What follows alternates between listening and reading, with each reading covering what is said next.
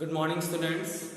Last lecture में हमने हमारा जो चैप्टर हम पढ़ रहे थे व्हेन वेयर एंड हाउ, उसमें हमने ये जाना था कि इन एंशिएंट टाइम पीपल क्यों एक प्लेसेस से अनदर प्लेसेस ट्रैवल करते थे। उसमें हमने ये जाना था, सबसे पहला कारण ये था कि जब जहाँ पर भी वो रह रहे थे, जब वहाँ का खाना ख़त्म हो जाता था तो इसलिए उनको एक जगह से दूसरी जगह ट्रैवल करना पड़ता था। ओके, कुछ रिलीजियस प्रीचर्स होते थे, यानी कि जो मतलब किसी धर्म के बहुत बड़े ज्ञानी जो कि अपने रिलीजन को दूसरी कंट्रीज में स्प्रेड करना चाहते थे। कुछ ऐसे राजा थे जो कि एक लैंड से दूसरे लैंड में कॉन्कर करना चाहते थे, उसको अपने अंडर लेना चाहते थे, इसलिए ट्रैवल करते थे। और कुछ पीपल्स ऐसे जिनको बहुत क्यूरियोसिटी रहती थी कि एक जगह से दूसरी जगह ट्रैवल करने की, नई नई जगहों को एक्सप्लोर करने की।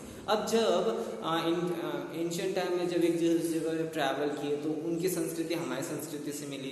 ओके, और फिर यहाँ पर जो है इंटरमिंगलिंग हुआ डिफरेंट कल्चर्स का, different style of causing, food, language. Okay, इस वजह से फिर वो अपना व्यापार करने भी आते थे, तो जिस वजह से बहुत से लोग जो व्यापार करने आते थे वो यहीं सेटल हो गए, फिर वो अपने कल्चर यहाँ लेके आए, यहाँ के कल्चर को भी अपनाया, और उससे हमारे इसी वजह से हमारे यहाँ इंडिया में various kinds of culture present है। ओके, फिर इसके बाद में हमने जाना था कि हमारे देश का नाम कैसे पड़ा था, तो उसमें 2 से 3 वैसे इंसिडेंट हैं, जैसे लाइक द संस्कृत वर्ड से लिया गया है इंडिया में, जो कि ऋग्वेद में जब भारत नाम की एक ट्राइब है उसका जिक्र है, और उसी से हमारी कंट्री का नाम पड़ा। एक और जो वाक्य उसमें ये बताया गया है कि जो पहले जो हमारा नॉर्थ वेस्टर्न पोर्शन जो हमारी कंट्री का, यानी कि जो हमारा पंजाब, हरियाणा, दिल्ली, ये वाला जो रीजन है, कश्मीर के नीचे वाला रीजन है, इसको नॉर्थ वेस्टर्न पोर्शन कहा जाता है हमारी कंट्री का। तो पहले हमारे देश को इन रीजन से ज़्यादा जाना जाता था, जिसके कारण पहले इसको सिंधु कहा जाता था, इस एरिया को सिंधु। बट लेकिन जैसे जैसे ग्रीक जब यहाँ पे आया, यानी जो ग्रीक कंट्री जो मैंने बताई थी नाम की कंट्री, जब वो यहाँ पर अपना साम्राज्य फैलाने आए, तब उनको प्रोनाउंसिएशन करने में डिफिकल्टीज होती थी, और वो या तो इंदौस बोलते थे, मतलब सिंधु नहीं बोल पाते थे और इंदौस बोलते थे। धीरे धीरे समय बीतता गया तो इंदौस का इंदस हो गया, फिर इस इंदस से हमारे देश का नाम इंडिया पड़ा। आज हम पढ़ेंगे कि that how do we study our past, कि हम हमारे पास्ट को कैसे स्टडी करते हैं। ओके, आइए इसके लिए आपको बुक ओपन करनी पड़ेगी, और उससे ही हम लोग इसके आगे का पढ़ेंगे।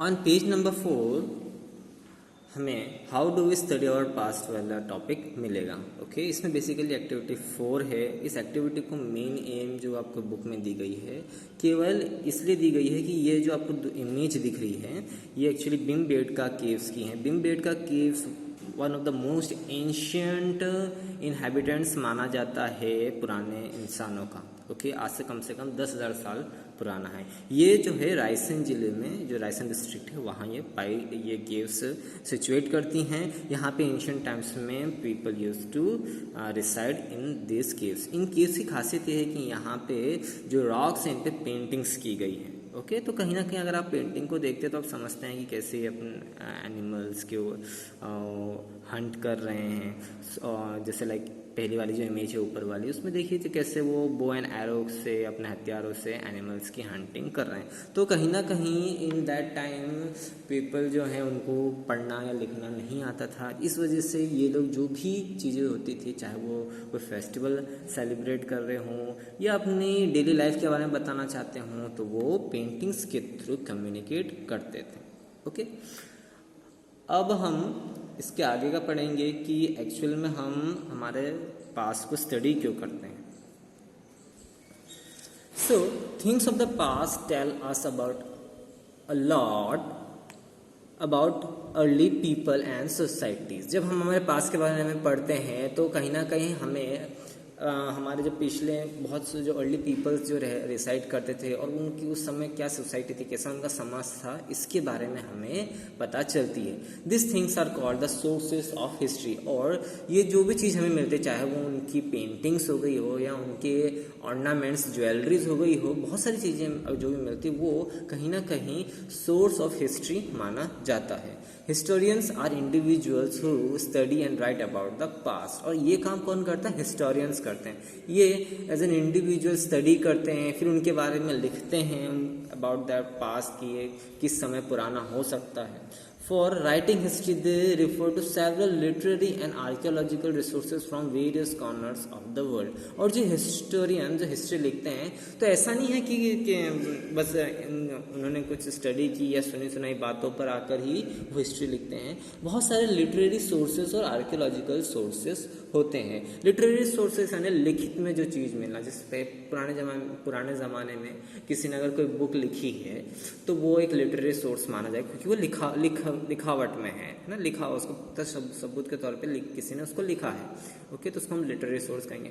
आर्कियोलॉजिकल रिसोर्सेज में बहुत सारी चीज़ें आती हैं, जैसे कि लाइक कोई मॉन्यूमेंट हो गया, यानी कि कोई बिल्डिंग हुई किसी राजा ने, या उस पुराने समय में किसी ने कोई पैलेस बनाया हो, है ना, कोई मंदिर बनाया हो या कोई पैलेस बनाया हो, राजभवन बनाया हो, उससे हम डिसाइड करते हैं। फॉसिल्स होते हैं, फॉसिल्स बच्चों दोनों टाइप के पाए जा सकते हैं। ह्यूमन फॉसिल्स यानी कि कोई ह्यूमन जो उस समय पुराने समय जब मरते हो तो फिर उनको जब बरी किया जाता हो तो उनके कंकालों से जो स्टडी की जाती है, उनके स्केलेटल से जो स्टडी की जाती है, वो एक टाइप का फॉसिल है। एनिमल्स के फॉसिल, जब एनिमल्स मर जाते होंगे तो वो उसको गाड़ते होंगे, तो ये सारी चीज़ों से स्टडी करके ओके। फिर उसके बाद में कॉइन्स बहुत ज़्यादा इंपॉर्टेंट माने जाते हैं, कि जैसे लाइक पुराने समय में जब कॉइन्स रहते हैं तो उस समय हमें ये पता चलता है कि उस समय क्या चलन था कॉइन्स का, कौन से टाइप के कॉइन्स चलते थे। लाइक एक हम डायनेस्टी के बारे में पढ़ेंगे तो वहाँ पे जो कॉइन्स थे वो ब्रोंज के बने हुए थे ना, कांस्य के बने हुए थे।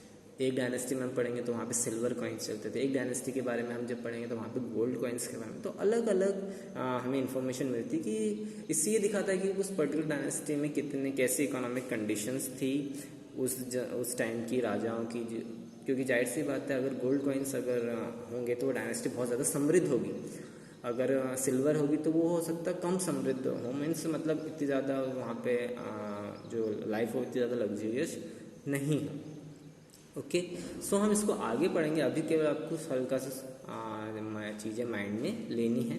Okay, then historians rely on archaeology for information about the ancient era. Archaeology is the study of prehistoric people and their culture. अब historians रिलाई किस पे करते हैं? आर्कियोलॉजी पे, ताकि एंशियंट टाइम का जो एरा था, पिछले ज़माने के जो समय था, उसके बारे में स्टडी करें। आर्कियोलॉजी क्या होती है? Is the study of pre historic people, मतलब पुराने समय में प्री हिस्टोरिक जो पीपल हैं, मैंने आपको पहले बताया था प्री हिस्ट्री वर्ड कब यूज़ होता है, जब हमारे पास किसी पीरियड का ये पता होता है कि हम वहाँ पे पीपल एग्जिस्ट करते थे, यानी पीपल वहाँ उस समय एग्जिस्ट करते थे, पर लेकिन हमारे पास उनका कोई लिटरेरी सोर्स नहीं है, लिखावट में कुछ नहीं है, क्योंकि उस समय उनको ना लिखना या बोलना दोनों नहीं आता था। ओके, सो उन इंडिविजुअल्स को, उनके कल्चर्स को स्टडी करके आर्कियोलॉजी की जाती है। हिस्टोरियंस इन आर्कियोलॉजी की सारी इन्फॉर्मेशन गैदर करके हिस्ट्री लिखते हैं। Archaeologists are individuals who explore and excavate historical evidence to study them. Archaeologist ऐसे इंडिविजुअल्स होते हैं, द पर्सन जो कि आर्कियोलॉजी को स्टडी करता है उसी को आर्कियोलॉजिस्ट कहते हैं। ओके, ये इंडिविजुअल होते हैं जो कि लाइक उनको ऐसा एविडेंस लगता है कि हो सकता है यहाँ पे पुराने समय में यहाँ पे इंसान रिसाइड करते हैं, तो उस पर्टिकुलर एरिया को पूरे वो लोग एक्सकेवेट करते हैं, खोदते हैं। और कई बार ऐसा एविडेंस मिला है कि जब आर्कियोलॉजिस्ट किसी जगह की खुदाई करते हैं तो वहाँ पे पुराने समय के बारे में जानकारी मिलती है। They look for material remains of the remote past to understand early people and their lifestyle better. अब क्या क्या चीज़ों को ढूंढते हैं कि पुराने समय में जो चीज़ें इस्तेमाल करते थे उनको ढूंढने की कोशिश करते थे, जिससे उस समय की लाइफस्टाइल के बारे में पता चल जाए। The study and the analysis the remains of ancient structure, tool, weapon, pots, pan, ornaments, coins, sculptures and painting. अब इन सारी और कौन कौन सी चीज़ों पर रिलाई करते हैं, मतलब कौन कौन से जो रिमेन्स जिससे कि वो स्टडी करते हैं कि उस समय कौन सा टूल यूज़ होता था, यानी कौन सा औजार, वेपन्स, हथियार, पॉट, है ना। मैंने बताया था पोट्री करते थे पुराने समय में ताकि वो अपने लिए खाना पका सके या उसमें खाना स्टोर कर सके। Pans definitely for cooking, ornaments यानी उनकी ज्वेलरी, ओके। कॉइन्स यानी जो उस समय जो कॉइन्स वो लोग यूज़ करते थे। स्कल्पचर्स, स्कल्पचर्स बच्चों स्कल्पचर्स का मीनिंग ये होता है कि लाइक जो मूर्ति वगैरह होती हैं उस समय जो मूर्ति बनाई गई थी उनको हम स्कल्पचर्स बोलते हैं। एंड पेंटिंग्स आप सभी जानते हैं। फॉर अब जैसे यहाँ पे एग्जांपल दिया, for instance a coin belonging to the time of king Samudragupta the fourth ruler of Gupta empire shows him playing the veena, thus proving that he was fond of music. Okay आपकी book में on page number 5 आपको एक coin की image दिखेगी जिसमें समुद्रगुप्त जो है वो वीणा बजा रहे हैं। तो अगर हम उसको स्टडी करते हैं ध्यान से तो हमें ये पता चलता है कि हो सकता है उस समय जो किंग समुद्रगुप्त है उनकी इमेज उस पर कार्व्ड है। इसका मतलब ये हो सकता है कि किंग समुद्रगुप्त जो है उनको म्यूज़िक बहुत पसंद है, इसलिए उन्होंने उसको इम्प्रिंट करवाया है। To learn about the eating habit of early humans, archaeologists study the fossil of animals. अगर हमें ईटिंग हैबिट्स अगर आर्कियोलॉजिस्ट को स्टडी करनी रहती है कि पुराने समय में इंसान क्या खाते हैं, तो वो ये देखते थे कि पुराने समय में कौन कौन से एनिमल्स के हमें मतलब जो फॉसिल्स मिले हैं, मतलब उनके जो कंकाल है वो कौन से मिले हैं। अगर वो मिलते हैं तो हमें पता चल जाता है कि हो सकता है पुराने समय में इंसान इन एनिमल्स या बर्ड्स को खाते हों।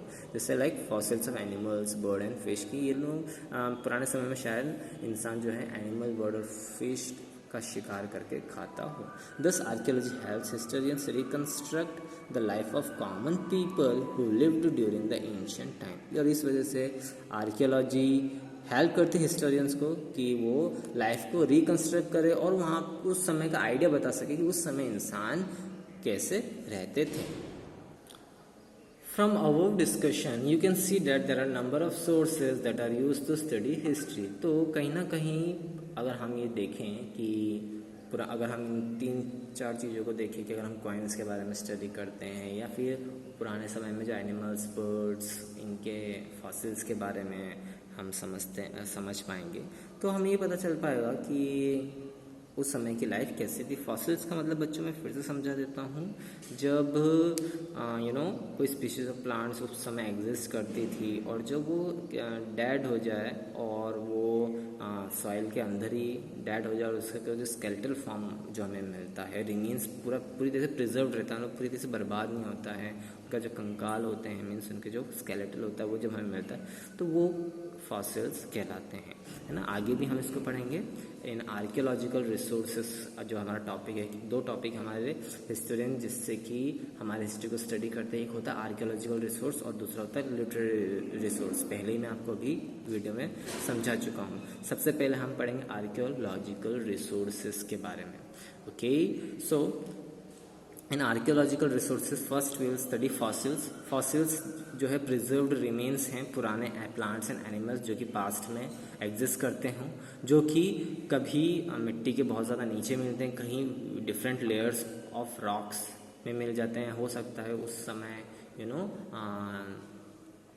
वॉल्केनो आया हो, यानी ज्वालामुखी ब्रस्ट हुआ हो, जिसकी वजह से ये एनिमल्स मर गए हों और उस लावा के थ्रू ये बह के कहीं जगह सेटल्ड हो गए हों और वो हमें इन रॉक्स के लेयर्स के बीच में ये पाए जाते हैं। फॉसिल्स 2 से 3 केसेस में पाए जाते हैं। सॉइल के अंदर जब एंशिएंट टाइम में इनको बरी किया जाता था, इनको गाड़ा जाता था, तब भी वहाँ पर सॉइल के नीचे भी हमें फॉसिल मिल पाते हैं। Then fossil are the main source of information about the species of plants and animals that used to exist in the past.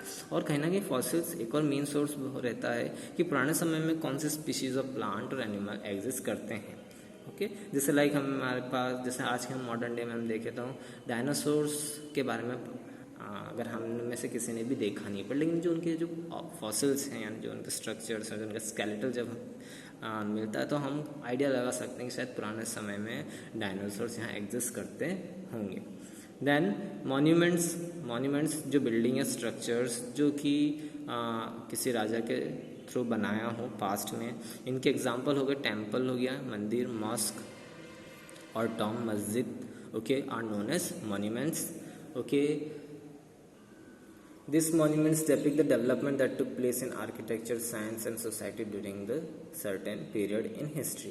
और कहीं ना कहीं ये मॉन्यूमेंट्स हमें उस समय के डेवलपमेंट्स के बारे में बताते हैं. उस समय क्या टेक्नोलॉजी यूज़ की जाती थी, किस टाइप का उनका आर्किटेक्चर स्टाइल था. आर्किटेक्चर स्टाइल का मतलब है कि the style of building, okay. Building जैसे कि अगर आप साउथ में जाओगे तो वहाँ पे मंदिर बनाने का जो स्टाइल है बहुत ज़्यादा अलग है एज़ कम्पेयर टू हमारे यहाँ. तो ये कहीं ना कहीं आर्किटेक्चरल डिफरेंस हो गया. उस समय की सोसाइटी के बारे में भी हमें इंफॉर्मेशन देता है. Now we will study about inscriptions. These are the written records of the past that are carved or engraved on the hard surfaces such as rocks and metal. जब भी कोई कुछ ऐतिहासिक लिखावट जो पिछले टाइम में क्या होता था कि बहुत सारे राजा होते थे, वो अपने जो किंगडम की ग्लोरियस जो बातें थी, मतलब जो कि बहुत ही ऐतिहासिक हों या बहुत ज़्यादा उसका इम्पोर्टेंस हो, ऐसी बातें वो क्या करते थे, या तो वो मंदिरों की दीवारों पे लिखवाते थे या जो मेटल गेट्स होते थे वहाँ पे उनको लिखवाते थे. तो ऐसे टाइप की जो लिखावट जो कि किसी रॉक या फिर मेटल पे पाई जाती हैं उन्हें हम इंस्क्रिप्शन कहते हैं. Many of this inscription were order from ancient rulers of that subject. और ऐसी इंस्क्रिप्शन जो मेनली जो पाई गई हैं जो पुराने समय में जो राजा होते थे उनके ज़माने की पाई गई हैं. Some inscription also stand as documented evidence of the victories of the king and the queens. इसमें मोस्ट ऑफ द कुछ ऐसी इंस्क्रिप्शन ऐसी है जो कि एज ए डॉक्यूमेंट के फॉर्म में है कि हम जो किसी राजा या रानी ने कोई युद्ध जीता हो, कोई बैटल जीता हो, तो उसके बारे में उसका डिस्क्रिप्शन उस इंस्क्रिप्शन में दिया गया है. Inscription also give information about the social, political, economic and religious conditions that prevailed during a period in the past. और इंस्क्रिप्शन हमें उस समय की सोशल लाइफ के बारे में बताता है, उनके उस समय कैसा समाज था, उस समय पॉलिटिकल लाइफ मतलब कि क्या उस समय पॉलिटिकल सिनेरियो होते थे, किस तरीके से राजा अपने प्रजा को रूल करता था, उस समय की इकोनॉमिक कंडीशंस कैसी थी, कि वहाँ पर किस तरीके से व्यापार होता था, ओके. फिर वहाँ की रिलीजियस कंडीशन, क्योंकि बहुत सारी जगह ऐसा हमें इंस्क्रिप्शन मिला जो कि किसी रिलीजन से रिलेटेड उसमें बताए गए हैं, ओके. देन जो नेक्स्ट जो हमें आर्कियोलॉजिकल रिसोर्स मिलता है वो मिलता है हमें artefacts. This refer to tools और ornaments, toys and poetry that belongs to the past. अब ये जो रहते हैं, जब पुराने समय में जो हथियार मिलना हो गए, टूल्स मिलना हो गए, वेपन्स यानी जो उनके जो हथियार होते हैं, टूल्स जो औजार हो गए, टॉय हो गया है ना, उस समय जो खिलौने हो गए, पोट्री हो गई जो मिट्टी के बर्तन उस समय बनाए गए हों, जो पुराने समय में बिलोंग करते हैं उसको हम आर्ट फैक्ट्स कहते हैं. These are the important sources that help in understanding the lifestyle of the people during the ancient time. ये सोर्स हमें उस समय की लाइफस्टाइल के बारे में बताते हैं कि कौन कौन से ज्वेलरीज पहनते थे, किस टाइप की ज्वेलरीज पहनते थे, कौन कौन से औजार यूज़ करते थे, कैसे टॉयज यूज़ करते थे उस समय. Then comes the coins. Coins provide information about the king and the economic condition of their time. Coins जो होते हैं बेसिकली एक राजा के बारे में बताते हैं और वहाँ की economic conditions, okay. So book में आपके ये कुछ डायग्राम्स हैं. फर्स्ट जो डायग्राम है फॉसिल्स का, तो ये बेसिकली एक एनिमल का स्केलेटल है, ओके. उसका ये आपको इमेज दिख रही है. फिर मॉन्यूमेंट जो कि सांची स्तूप है, ओके. तीसरा जो है ये कॉइन का है. फोर्थ वाला जो है आपकी बुक में प्रिंटेड इंस्क्रिप्शन लिखा गया, बट ये एक्चुअल में आर्ट क्राफ्ट है, बस प्रिंटिंग मिस्टेक है, क्योंकि इसमें हम ज्वेलरी देख सकते हैं, ओके. वेरियस ये ज्वेलरी हो गई. फिर उसके बाद में हम जो लास्ट वाली जो इमेज है वो हमारी है आर्ट क्राफ्ट की, जो मतलब लिखा हुआ इसमें आर्ट क्राफ्ट से, पर ये इंस्क्रिप्शन की इमेज है, जो कि ये इंडस वैली सिविलाइजेशन जो है वहाँ के समय की ये इंस्क्रिप्शन है, जिसको कि अभी तक अच्छे से डेसिफर नहीं किया गया, मतलब हमें इसके बारे में ज़्यादा इन्फॉर्मेशन नहीं पता है क्योंकि इस भाषा के बारे में हम कुछ ज़्यादा जानते नहीं हैं। सो आज के लिए इतना ही। जब हम नेक्स्ट लेक्चर में मिलेंगे तब हम लोग हमारे जो लिटरेरी सोर्स होता है उसके बारे में हम समझेंगे, ओके, जिसमें कि हम मैन्युस्क्रिप्ट्स के बारे में समझेंगे, ओके, और जो डेट्स होती हैं अलग अलग समय में डिफरेंट डेट्स यूज़ की जाती है। पुराने समय को BC बिफोर क्राइस्ट के नाम से जाना जाता है, ओके। फिर उसके बाद में AD, जो हमारा जो मॉडर्न डे जो चल रहा है वो AD में चल रहा है, तो इनके बारे में क्या डिफरेंस होता है इसके बारे में हम जानेंगे, ओके। आज के लिए इतना ही, थैंक यू।